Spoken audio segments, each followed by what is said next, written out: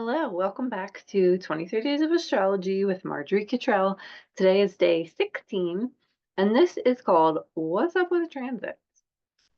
I think this is going to be a really short one, but I felt like it was worthy of its own little video. And this is what I have to share. So, when I first started learning about astrological transits or the patterns in the current or moving sky, I was always so perplexed because I didn't understand, like, were transits applying to me or were they applying to everybody? Are they applying to both at the same time? And I never really explicitly had it explained to me until I really started, learning more. But until you really get into it, I felt very confused. So I think it can be really helpful to think about it this way. Transits um, happen in two ways. They happen on an individual level, and they also happen on a collective level. And when they're happening on the individual level, it's basically how the sky is interacting or speaking to your personal birth chart. That's how you feel them on an individual or personal level. On the collective level, it's really just kind of what is happening and what is in the air and what everybody is feeling. It's easily observable, but not always felt on the individual level. I think I found that that is one of the best ways to explain them. So here's two chart examples. On the left-hand side, this is a natal chart. So what you're looking at on the inner wheel, these black icons, that is the birth chart. And then it's as if we've taken today's sky and plotted it around. So the outer wheel, these green icons, are the transits of today's sky and how they are interacting with this person's birth chart. Now, I'm not going to do delineations or talk about what each one of these things mean, but just you would see here's Saturn moving through this person's sixth house. That means something.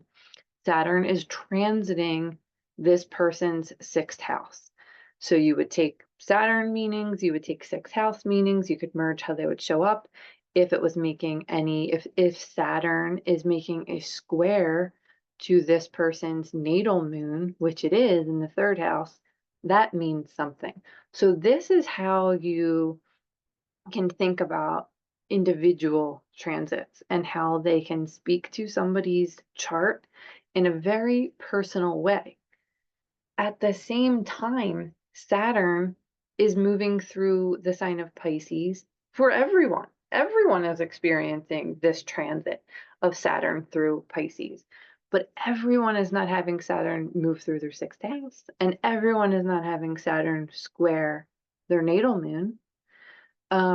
So the collective feel is always going to be different than the individual feel. However, the collective feel can be very palpable and um, observable. So, like I said, even if things that are happening in the sky right now, the transits of today, even if they're not hitting anything in your birth chart, they could still be easily observable. And if you look here, so the sun is at 5 degrees of Scorpio.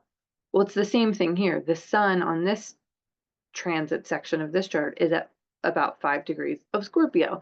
So it's just another way of looking at how it's set up. Is this just a single chart of the sky, like a birth chart of now, which is basically what this transit chart on the right is, or is it a chart of the sky, how it's interacting with somebody's individual birth chart? And then I called this one on the right an event chart because another way to work with the transits of the sky currently, one of my favorite ways is to like pull a chart of an event. So say it's like I do a lot of astrology workshops. Say I have a workshop or my annual retreat. I'll pull the chart of the event to get a feel for what the day is going to flow like. Like, will it be a highly emotional day? Will it be a contentious workshop? Will there be flow? Will there be confusion? Like there's clues embedded in charts of events that can mentally prepare you for like what's ripe in the sky right now and what kind of flavors you may expect to see. So that's kind of all I wanted to say about transits, but I would have found it helpful many years ago if I would get books on transits and I'd be like, what does this mean? Is this transit for me or is this transit for everybody? And I never explicitly heard it said this way. So I thought it might be helpful. Transits have kind of like a dual role. They interact with your personal birth chart and they also are alive in the collective. So I hope that's helpful. And thanks for being here. And I will see you next time for day 17. Bye.